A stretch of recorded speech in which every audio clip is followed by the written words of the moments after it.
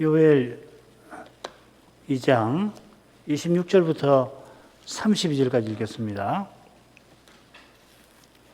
요엘 2장 26절부터입니다. 너희는 먹되 풍족히 먹고 너희를 기이 대접한 너희 하나님 여호와의 이름을 찬송할 것이라. 내 백성이 영영이 수치를 당치 아니하리로다. 그런즉 내가 이스라엘 가운데에 있어 너희 하나님 여호와가 되고 다른 이가 없는 줄을 너희가 알 것이라. 내 백성이 영영이 수치를 당치 아니하리로다. 그 후에 내가 내 신을 만민에게 부어주리니 너희 자녀들이 장래일을 말할 것이며 너희 늙은이는 꿈을 꾸며 너희 젊은이는 이상을 볼 것이며 그때에도 내가 내 신으로 남종과 여종에게 부어줄 것이며 내가 이적을 하늘과 땅에 베풀리니 곧 피와 불과 연기 기둥이라. 여호와의 크고 두려운 날이 이르기 전에 해가 어두워지고 달이 피빛같이 변하려니와 누구든지 여호와의 이름을 부르는 자는 구원을 얻으리니 이는 나 여호와의 말대로 시온 산과 예루살렘에서 피할 자가 있을 것이며 남은 자 중에 나 여호와의 부름을 받을 자가 있을 것임이니라. 여기까지입니다.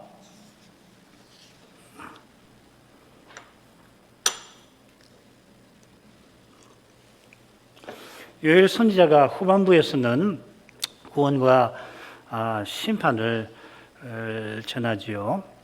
지난 시간에 시온의 남은 자가 받을 복을 조금 살폈습니다. 위에 보면은 강설 맨 위에 보면 줄거리가 나와 있습니다. 두 번째가 되겠죠, 그죠? 여호와의 구원의 두 번째. 2장 23절부터 32절까지 좀 살폈죠. 선자는 시온의 자녀들들어 여호와를 즐거워하라 권합니다. 메뚜기 가뭄 재앙을 내리신 여호와께서 장차 때를 따라 비를 내려서 풍성한 추수를 허락하실 것입니다. 이 풍성한 추수는 언약문에서 약속하신 복인데 재앙들도 역시 언약문에서 경고한 대로 일어났고 또 일어날 겁니다. 메뚜기 재앙은 바벨로니아 군대의 망하는 재앙을 가리키고 이 두 재앙은 결국 마지막 심판을 가리킬 겁니다. 그처럼 풍성한 추수는 영원한 구원과 복을 가리킵니다. 요엘이 이상 중에서 보았던 구원과 복이 정확하게 무엇인지 우리가 알기는 어렵습니다만은 그것은 분명 우리가 지금 속해 있는 사랑의 아들의 나라와 붙어 있습니다. 이 나라가 장차 재림 때에 완성될 것입니다. 영원한 나라에서 우리가 누릴 구원과 복이 어떠한가? 지금 우리도 주님과 사도의 계시를 통해서 조금 헤아릴 뿐이지요. 그 다음 세 번째 부분 들어가겠습니다. 25, 26절입니다. 너희는 먹되 풍족히 먹고 너희를 기이 대접한 너희 하나님 여호와의 이름을 찬송할 것이라. 내 백성이 영영이 수치를 당치 아니하리로다. 그런즉 내가 이스라엘 가운데에서 너희 하나님 여호와가 되고 다른 이가 없는 줄을 너희가 알 것이라. 내 백성이 영영이 수치를 당치 아니하리로다. 시온의 자녀들이 장차 누릴 구원은 영영이 수치를 당치 아니하는 것입니다. 이 표현이 26절 끝, 27절 끝에 각각 나오죠. 수치를 당치 아니하는 이유 혹은 그 상태가 26절, 27절 앞부분에 나옵니다. 여호와께서 시온의 자녀들을 기이 대접하셔서 그들이 찬송할 겁니다. 그처럼 여호와께서 이스라엘 가운데 계시고 그들이 여호와만 모실 것입니다. 여호와를 모시고 여호와의 사랑을 받는 건데, 자, 이것이 수치를 당치 아니하는 이유이기도 하고 또 상태이기도 하겠습니다. 장차 시온의 자녀들이 먹되 풍족히 먹을 겁니다. 이는 그들이 풍족히 먹고 만족할 것이다 하는 뜻입니다. 우리 번역도 틀린 것이 아닌데 특별히 만족한 것을 가리킵니다. 자, 이 주제는 23절부터 25절에도 나왔습니다만은 메뚜기 재앙에 농부들들어 부끄러워하라 했던 그 상태에서 벗어난 것을 가리킬 겁니다. 요엘 1장 11절 보면 농부들아 부끄러워할지어다. 12절에 인간의 희락이 말랐도다. 이 같은 말입니다. 부끄러워하다, 말랐다라는 말이 같은 말인데 이렇게 번역을 따로 했습니다.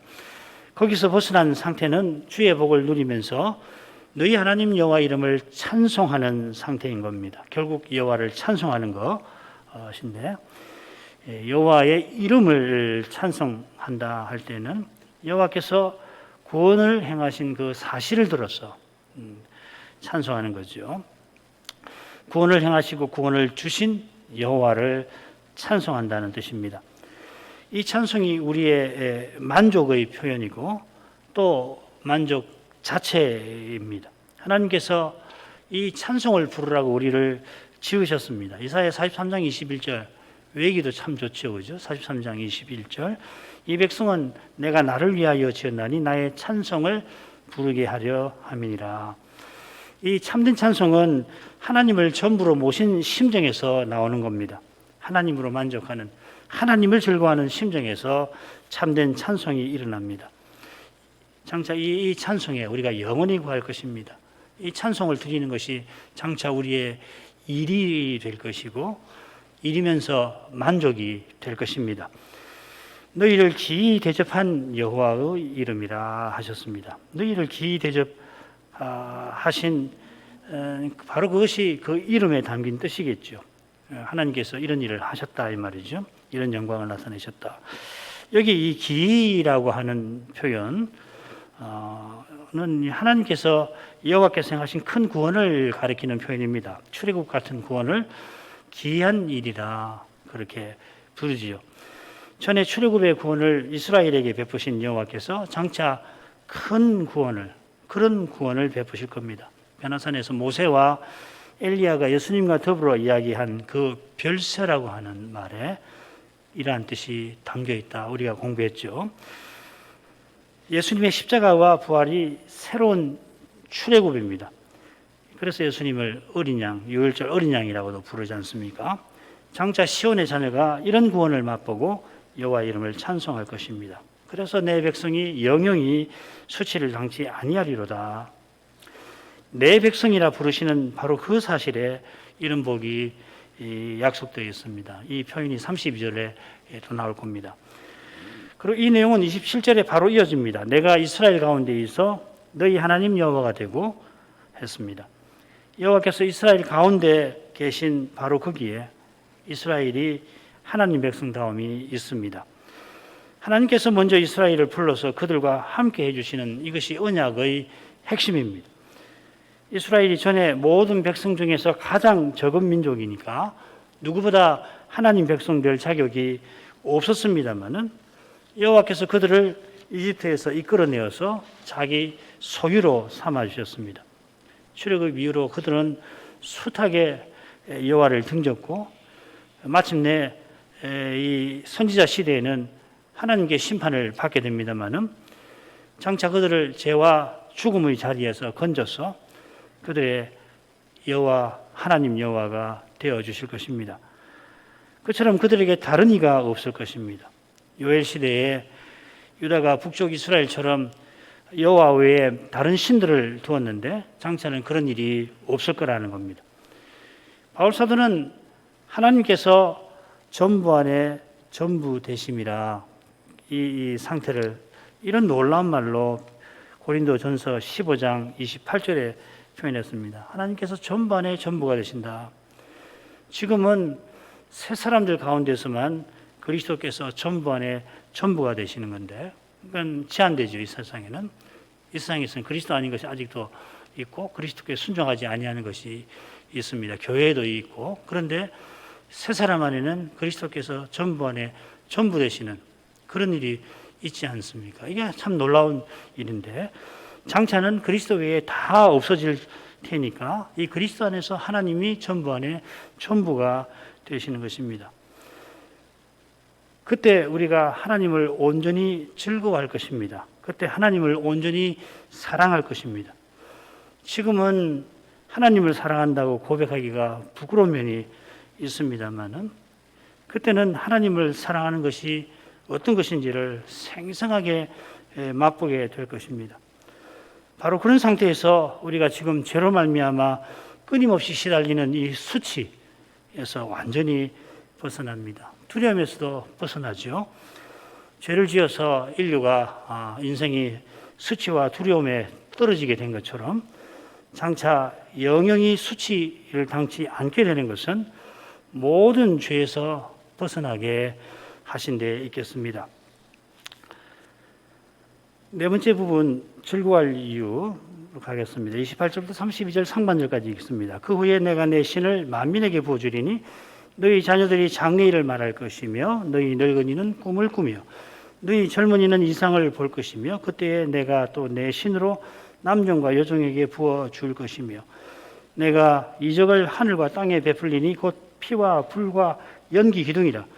여호와의 크고 두려운 날이 이르기 전에 해가 어두워지고 달이 핏빛같이 변하려니와 누구든지 여호와의 이름을 부르는 자는 구원을 얻으리니. 여기 그 후에 했는데 금방 살핀 구원과 복 이후에라는 뜻이 아닙니다. 이 사도행전에 보면은 이 말씀, 이 구절이 그대로 인용이 되어 있는데 거기는 뭐라고 해놨냐면 말세에라고 했습니다. 이 번역을 말세에 했는데 그대로 풀면은 마지막 날들에 이렇게 되어 있습니다. 베드로와 사도들이 요헬의 그 후를 어떻게 이해했냐면은 마지막 날들로 이해한 겁니다.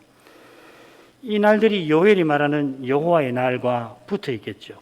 여호와의 날이 마지막 날일 텐데 그 날이 이르기 전에 우주에 변화가 있을 것입니다. 아울러 그 이전에 성신을 부어주시는 놀라운 일도 있습니다. 이러한 일들이 마지막 날들에 있습니다. 그러니까 성신이 우리에게 부어주셨으니까 우리가 이제 마지막 날을 살아가고 있는 것이죠. 그죠? 선지자가 이상 중에서 무엇을 보았는지 우리로서는 다 알긴 어렵습니다만은 신약 시대에 이루어진 일들을 통해서 선지자가 본 것을 우리는 헤아려 볼 수는 있을 겁니다. 요엘이 여호와의 날을 보았지만 그 날과 직접 관련하여서 일어날 등장할 날들, 일들, 마지막 일들도 아울러 본 것입니다. 이건 뭐 다른 선지자들도 마찬가지입니다. 여호와께서 장차 내 신을 만민에게 부어주리라 하고 약속하십니다. 만민 뭐 나쁘진 않습니다만은 원문을 그대로 살리면 좋겠습니다. 사도행전은 그대로 살렸는데 모든 육체라고 되어 있습니다. 이 육체라는 말, 히브리 말은 바사르라는 말이고 헬라 말로는 사르스라는 말인데 이게 이 성신과 관련해서 노아 홍수 때 등장하는 그 말이죠, 그죠? 그 이전에 바사르라는 말은 창세 때 몇 번 쓰이고 그 다음에 이제 창세기 6장 3절에 나오는데 읽겠습니다. 여호와께서 가라사대 나의 신이 영원히 사람과 함께하지 아니하리니 이는 그들이 육체가 됨이라. 그러나 그들의 날은 120년이 되리라 하시니라. 사람이 육체가 되었기 때문에 여호와의 신께서 영원히 사람과 함께하지 아니하실 것이라 하셨습니다. 이 말은 이제 여호와 하나님께서 심판하실 것이다. 사람을 심판하실 것을 가리킵니다. 그러나 했는데 그러니가 났습니다. 그러니 그들의 날은 120년이 되리라. 120년 후에 인생이 물로 심판받는다 하는 뜻이죠. 성신께서 사람과 함께 하지 아니하신다 했는데 여기 함께 한다고 새긴 표현은 흔히 무슨 뜻이냐면 다툰다 그리고 설득한다는 말입니다. 이게 뭐하고 비슷한 말이냐면 훗날 선자들이 여호와 하나님을 대리해서 언약의 소송을 벌이는 것과 비슷합니다. 말은 좀 다릅니다. 호사에도 나왔죠. 레이브라는 말 여러 번 나왔습니다. 성신께서 사람과 다투지 아니하실 만큼 언약을 지켜라, 언약을 지켜야 되지 않느냐 이렇게 설득하거나 다투지 아니하실 만큼 사람들이 완전히 언약을 저버렸습니다. 창세기 6장 5절이 그것이죠. 여호와께서 사람의 죄악이 세상의 관영함과 그 마음의 생각의 모든 계획이 항상 악할 뿐임을 보시고 언약을 저버린 사람, 그 마음이 악이 가득한 사람을 일러서 육체라 부르는 것입니다. 똑같은 뜻으로 바울 사도가 죄와 죽음, 허물로 죽은 인생을 그렇게 설명했지요.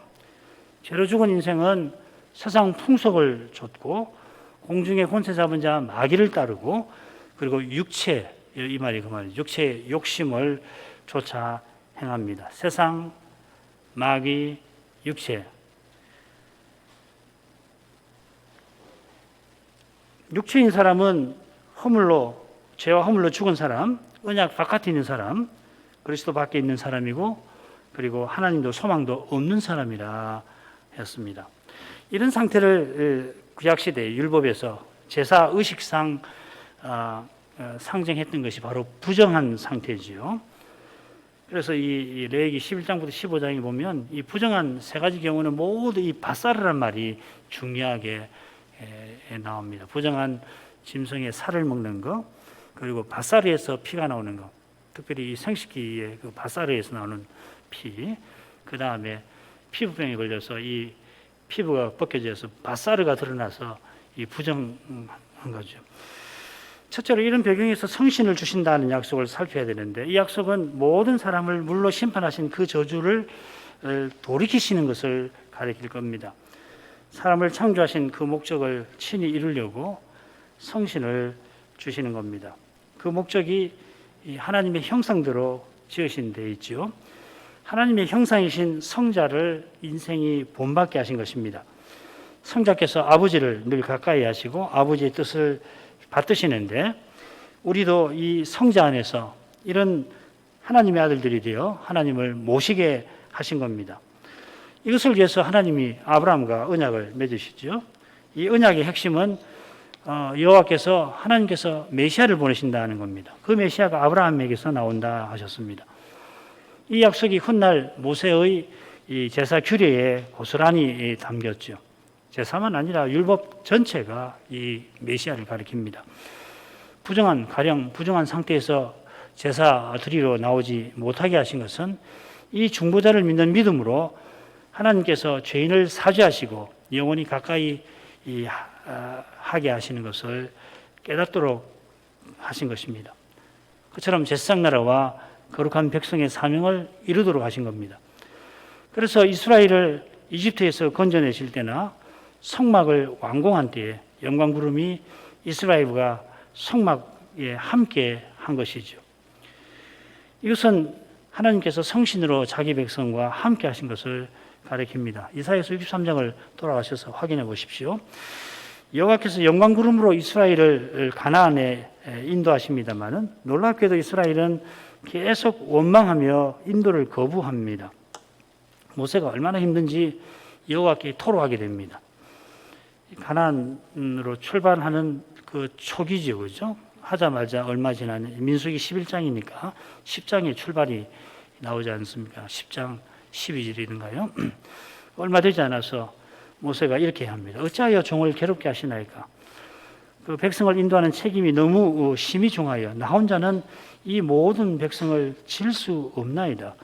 내게 은혜를 베푸사 즉시 나를 죽여서 나로 나의 곤고함을 보지 않게 하옵소서. 그때 여호와께서 70인 장로를 세우라 하시고 그들에게 성신을 부어주십니다. 모세에게도 임한 그 성신께서 이 장로들을 쓰셔서 모세의 무거운 짐을 함께 감당하게 하신 것입니다.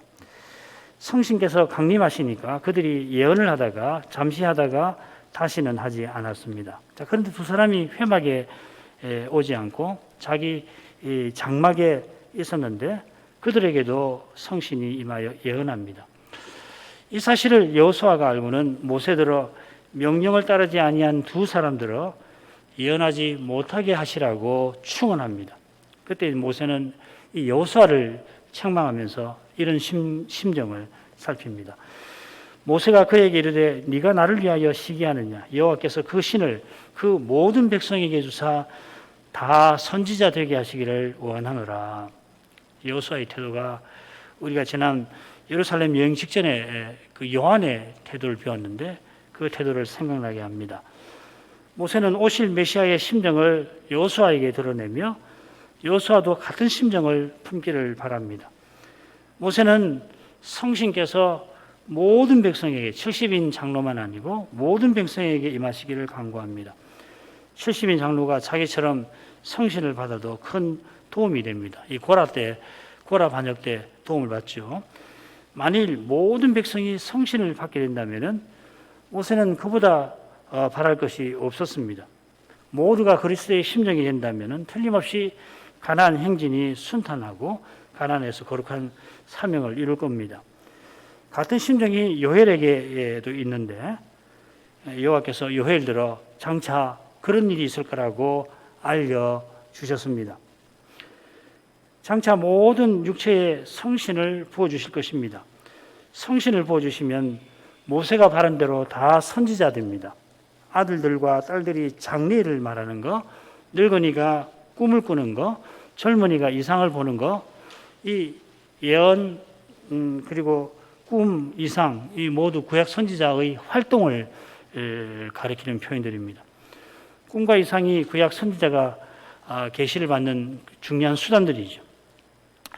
아들, 딸들이 장래일을 말할 것이라고 번역을 해놨는데 이 표현에서 선지자라는 말이 나옵니다. 그러니까 그런 점에서 장래일을 말한다 그렇게 보기보다는 여호와께서 말씀하신 말씀을 전하는 것, 그래서 예언할 것이며 이렇게 번역하는 것이 낫겠습니다. 이 예언을 미리 예자가 아니고 맡을 예자를 써서 맡은 말씀을 전하는 것으로 표현하는 것이 좋겠습니다. 이 예언이 장차 온전히 이루어져서 재림 때에는 과연 선지자나 사도는 물론이고 말씀 집권자가 사라지고 말 것입니다. 왜 사라지는가 하면은 그리스도를 계신 그대로 보니까 그렇습니다. 그리스도께서 친히 자기 영광을 비추어 주십니다. 누가 그리스도가 이런 분입니다. 대신 전할 필요가, 가르칠 필요가 없게 되는 겁니다. 그때까지는 주께서 사도와 선지자와 복음 전하는 자, 목사를 통해서 복음을 전하게 하십니다. 사도가 전한 대로 그리스도를 전하면 거기서 주께서 자기 영광을 드러내십니다. 물론 지금은 청동 거울로 우리가 보듯이 주님의 영광을 보긴 합니다. 그래서 베드로가 오순절에 요엘의 예언대로 성신께서 모든 육체에게 임하셨다 할 때에 다른 사도들과 함께 일어서서 유대인들에게 부활하신 그리스도를 전했지요. 이 일 앞서는 고린한 사도를 뽑았고 그리고 성신 강림 이후에는 선자와 함께 계시를 받아 전하였고 교회가 서면 거기 목사를 세웠던 겁니다. 사도가 성신의 영감을 받아 그리스도를 다 전하고 동일한 성신의 가마로 신자마다 그리스도를 깨닫습니다. 구약 선자들이 성신의 특별한 역사로 오실 메시아를 전할 수 있었는데 이제 신약 신자마다 동일한 성신의 가마로 오신 그리스도를 알고 믿게 되었습니다. 장차 나의 법을 그들의 속에 두어 내 신을 저희 속에 부어 같은 말인데 작은 자로부터 큰 자까지 다 나를 알게 하리라. 이 예레미야의 예언이 이러한 방식으로 이루어지게 하신 것입니다. 그래서 바울은 그리스도의 말씀이 너희 속에 풍성히 거하여 모든 지혜로 피차 가르치며 권면하라 권하기도 하였습니다. 비슷한 말씀이 에베소서에 나오는데 거기서는 간단하게 성신 충만을 받으라 하였습니다. 성신이 충만히 역사하실 때에 그리스도의 말씀이 교회에 풍성히 거하고 그 풍성한 말씀 가운데 서로 배우며 서로 받드는 참된 교제가 이루어지는 겁니다. 바로 거기에 그리스도의 몸이 존재합니다. 그리스도의 인격과 사랑이 드러납니다.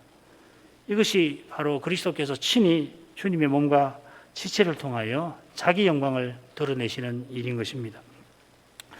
아들, 딸, 늙은이와 젊은이에게 성신을 부어주신다. 모든 육체를 이렇게 표현한 거 아니에요. 그런데 29절에서는 또 남종과 여종에게 부어주신다고 덧붙였습니다. 왜 이 두 집단을 붙였을까? 남종과 여종은 넓게는 가족의 일부에 속하긴 하지만 본래 가족이 아니었던 사람들이죠. 가령 룻이 처음 보아스의 들에 가서 일하게 될 때 자기를 시녀라, 쉽하라는 말인데 시녀라 하면서 뭐라고 그러냐면 당신의 시녀의 하나와 같이 못한 사람입니다. 그렇게 고백하죠. 보아스가 이 룻의 믿음을 알아보고 자기 들에서 일하게 합니다. 그때 이제 나오미가 룻에게 지시를 내리죠. 보아스가 기름 기업 물을 자라고 하는 걸 알려주는데, 그래서 이 보아스에게 찾아가서 우리 기업을 물어주십시오. 그때 룻이 자기를 여종이라고 하는데 좀 다른 용어를 씁니다. 아마라는 말을 씁니다. 이 아마라는 말이 시프아보다 주인 집에 가까운 사람입니다. 자, 이런 것을 고려하면은 남종과 여종에게 성신을 부어준다는 것은 이스라엘만 아니라 과연 모든 육체 이방인에게도 부어주시는 것을 가리키는 것이 아닐까 합니다. 아울러서 다른 가능성이 있는데, 성신을 부어주셔서 사명을 행하게 하신다 하는 뜻도 담겨 있는 것 같아요. 선자를 여호와의 종이라고 하듯이 성신 받은 사람은 남자 여자 할 것 없이 하나님의 종입니다. 왜 이렇게 해석할 수 있느냐면은 사도행전에서는 뭐라고 했냐면 내 남종 내 여종들에게 성신을 부어주리라 이렇게 되어 있습니다. 요엘의 의중이 둘 다인지 둘 중에 하나인지 저로서는 단정하기 어려운데, 이럴 때는 사도의 말씀을 좇는 것이, 베드로가 인용한 그것을 좇는 것이 당연하고 또 안전할 겁니다. 사도의 해석이 실은 앞선 내용과도 잘 어울립니다. 성신이 임하시면 모두가 선자 노릇을 하는데, 과연 우리가 믿을 때 그리스도의 기름 부음에 참여합니다. 우리가 직분자가 된다는 이야기죠. 그죠? 이는 그리스도 안에서 우리가 직분과 소명을 받았다 하는 겁니다. 하이델베르크 연단 32문이 바로 그런 가르침을 담고 있습니다. 그런데 당신은 왜 그리스도인이라고 불립니까? 왜냐하면 내가 믿음으로 그리스도의 지체가 되며 그의 기름 부음에 참여하기 때문입니다. 그래서 나는 선지자로서 그리스도 이름의 증인이 되며, 이 직분자라는 것이죠. 그죠? 그 직분자인 그리스도 안에서 우리도 직분자가 되었다. 그래서 선지자, 제사장, 왕이 되었다. 여호와의 종이 되신 여호와께서 우리를 성신으로 기름 부어 그리스도를 드러내며 살게 하셨습니다. 성신을 모든 육체에 부으실 여호와께서 내가 이적을 하늘과 땅에 베풀리라 하십니다. 그 이적은 뭔가 하면 피와 불과 연기 기둥과 붙어 있는데 해가 어두워지고 달이 핏빛같이 변하는 겁니다. 이 피, 이 불, 연기 기둥은 전쟁을 떠오르게 합니다. 이거는 2장 처음에 나온 여호와께서 천군을 이끌고 내리실 마지막 심판을 가리킬 겁니다. 그때 지금 하늘과 땅이 변화될 것입니다. 베드로후서에서 예언한 불로 말미암은 심판이죠. 이 심판이 여호와의 크고 두려운 날이 이르기 전에 있을 것이라 하였습니다. 2장 전반부에서는 이 심판이 여호와의 날에 있을 거라 했습니다. 그런데 정확하게는 뭐라고 했냐면 여호와의 날이 이르렀다 하고 이 심판을, 이 전쟁 재앙을 예고하는데, 동시에 바로 덧붙여서 여호와의 날이 임박하였다, 가까이 왔다 이렇게 덧붙였죠. 다소 모호하게 말한 것인데 여기서 좀 더 명확하게 여호와의 심판이 있고 그리고 여호와의 마지막 날이 있을 것이다 합니다. 이 날이 크고 두려운 날이라고 했습니다. 말라기나 요엘에 나오는 표현인데 그들의 마음에 여호와의 심판이 크게 자리 잡고 있었던 게 아닌가 짐작합니다. 그런데 사도행전에는 크고 영화로운 날이라 이렇게 되어 있습니다. 이 용어가 번역은 두려운 날, 그리고 신약은 영화로운 날 이렇게 되어 있는데 용어는 같은 용어입니다. 똑같이 에피파네스라는 말을 썼는데 구약에서는 두려운 날이라고 번역을 했고 신약에서는 영화로운 날이라고 했습니다. 성경은 같은데 번역자가 구약에서는 두려운 날, 그리고 여기서는 영화로운 날. 이게 우리나라 말만 아니라 영어도 그렇게 되어 있습니다. 재미있는 이 흥미로운 점이 있을 것 같아요. 본래 이 표현은 하나님의 나타나심과 붙어 있습니다. 여호와의 날은 단연 여호와의 나타나시는 날입니다. 그날이 바로 그리스도의 강림의 날이죠. 그래서 에피파네이아, 에피파네이아. 이 날은 신약 신자에게 복스러운 소망의 날입니다. 의의 면류관을 주시는 날입니다.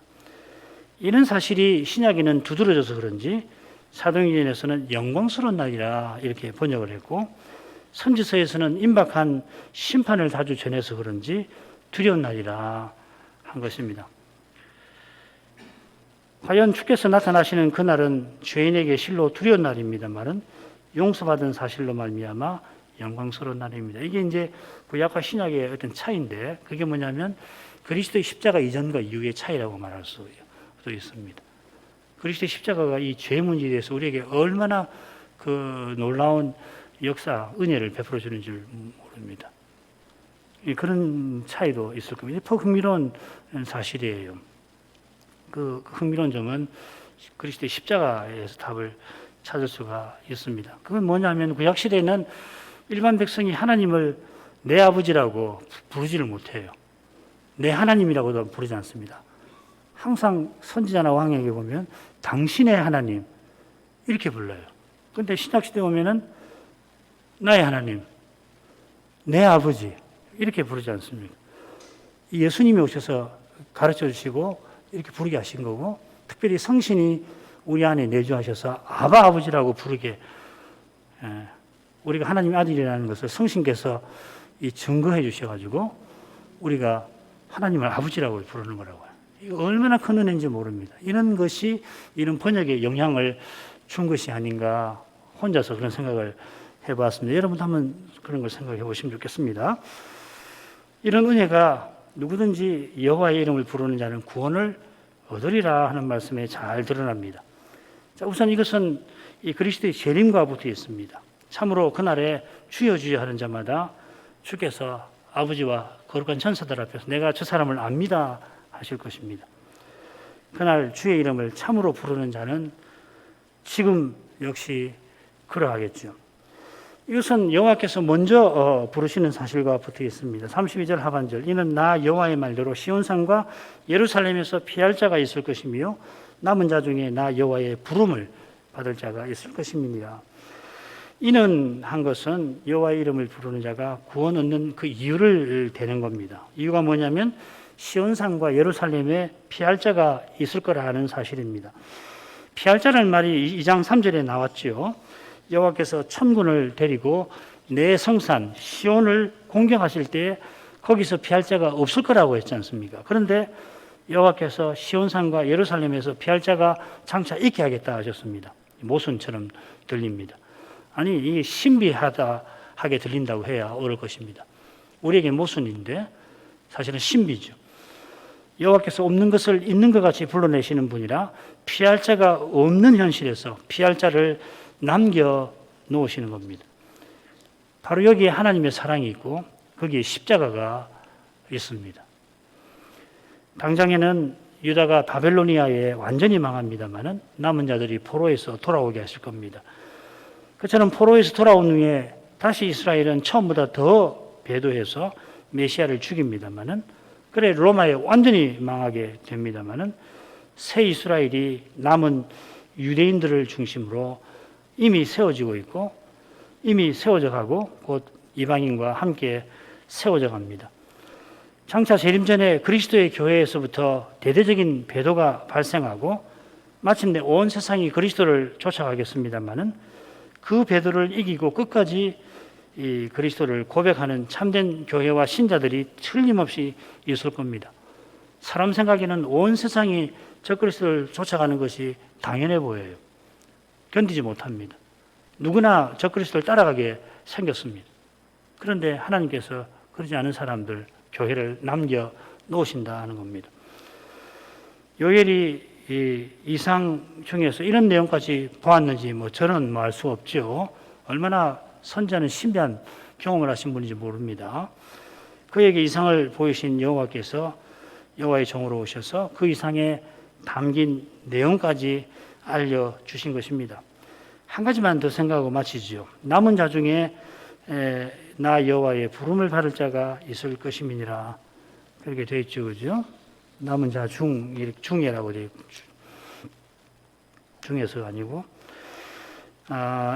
얼른 읽으면은 남은 자들이 있고 그들 중에서 전부가 아니고 일부가 여호와께서 부르시는 사람이 있는 것처럼, 그러니까 부르시지 않는 사람도 있는 것처럼 그렇게 번역을 읽으면 그런 생각이 들 수 있는데, 그보다는 여호와께서 부르시는 남은 자 가운데 피할 자가 있다.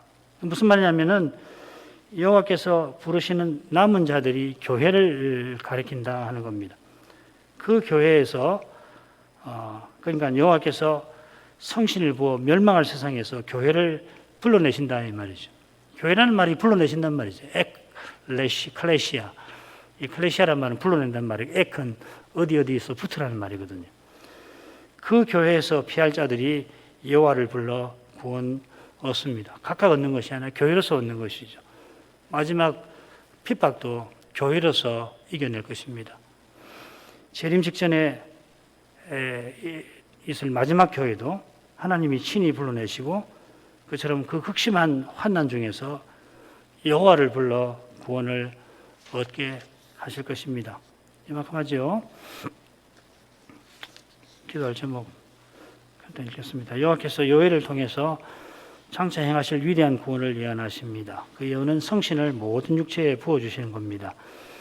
요엘 시대 백성을 위해서 장차 주실 구원과 복을 그들이 경험했고 경험할 재앙에서 건져주시는 그런 방식으로 표현하십니다만은 그런 재앙과 복에 관하여 언약문에서 예언했던 모세는 모든 백성이 성신을 받아 다 선지자 되기를 바랐습니다. 모세가 오실 메시아의 심정을 여호수아에게 표현한 겁니다. 자신이 성신을 받아 오실 메시아를 믿고 바라면서 자기 백성도 자기처럼 메시아를 깨닫기를 소원한 겁니다. 모든 선지자가 이처럼 메시아를 믿는 믿음으로 자기 시대를 살고 시대의 도전을 이겼습니다. 이는 그리스도를 믿는 믿음으로 의롭다 하심을 받고 그 믿음으로 그리스도의 생명을 살아낸 것을 가리키는 겁니다. 그처럼 선지자들은 오실 메시아처럼 고난받음으로 복된 하늘에 이르렀습니다.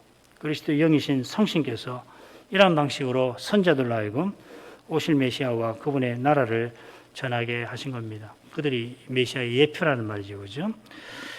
요일이 예언한 대로 오순절에 성신께서 교회와 신자에게 부어주셨습니다. 하나님께서 약속하신 대로 신약교회를 멸망할 세상에서 불러내셨고 교회와 신자가 성신으로 하나님을 불러 구원을 맛보게 하십니다. 그처럼 부활하신 주님께서 다시 오시는 날까지 성신과 말씀으로 주님의 교회를 세워나가실 겁니다. 재림 직전의 마지막 교회도 친히 불러내시고 극심한 환난 중에서 주를 불러 구원을 얻게 하실 겁니다.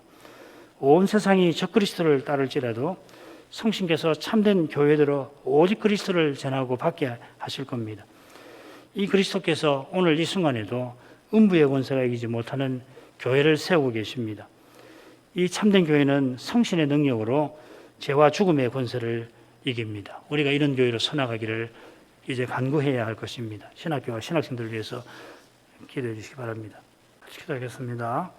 거룩하신 아버지의 선지자를 통하여서 성신을 부어주실 이 위대한 일을 친히 예언하시고 내가 부어주리라 하신 그 여호와께서 친히 오순절에 교회와 신자에게 성신을 부어주셨습니다. 육체가 되어버린 인생이 성신을 받아 신령한 사람이 되어서 그리스도를 본받아 살아가게 하십니다.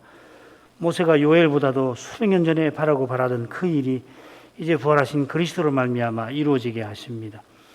하나님의 사람 모세가 이스라엘을 가나안으로 인도할 그 행진을 시작하자마자 그 일이 너무도 힘들어서 차라리 자기 목숨을 거두어 주시기를 청하였을 때 그를 돕도록 70장로에게 성신을 부어주셨습니다.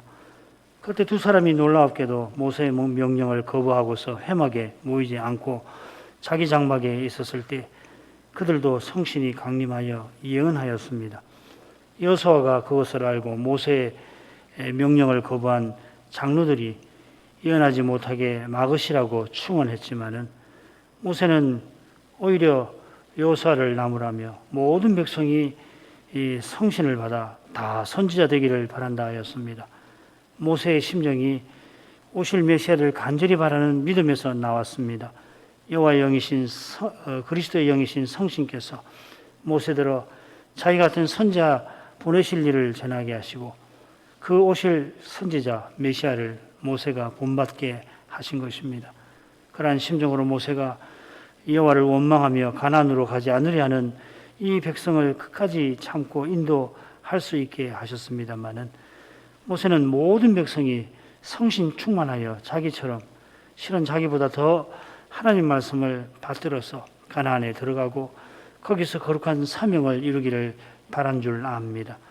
그러한 심정이 이미 시내산에서도 그들이 배도하여 언약이 무너졌을 때 그들의 회개 용서를 위하여서 자기 이름이 생명책에서 지워지는 일도 감내하려 했던 데서 그러한 심정이 이미 드러났습니다. 이러한 심정을 그에게 주신 여호와께서 요엘을 통하여 모세가 바라던 그 일을 친히 이루어주겠다 하셨습니다. 요엘이 성신의 가마로 모세처럼 생명을 쏟아서 배도하고 있는 자기 백성에게 하나님 말씀을 전했지만은 이 백성이 들어도 깨닫지 못하는 그러한 현실에서 여호와께서 주신 이 계시로 말미암아 그가 큰 위로와 소망을 얻었을 줄 믿습니다. 그가 오실 메시아를 바라는 심정으로 민족이 멸망하는 그런 현실에서 외로이 부르짖었는데 그런 그를 여호와께서 이러한 계시로 위로하시고 격려하신 줄로 압니다.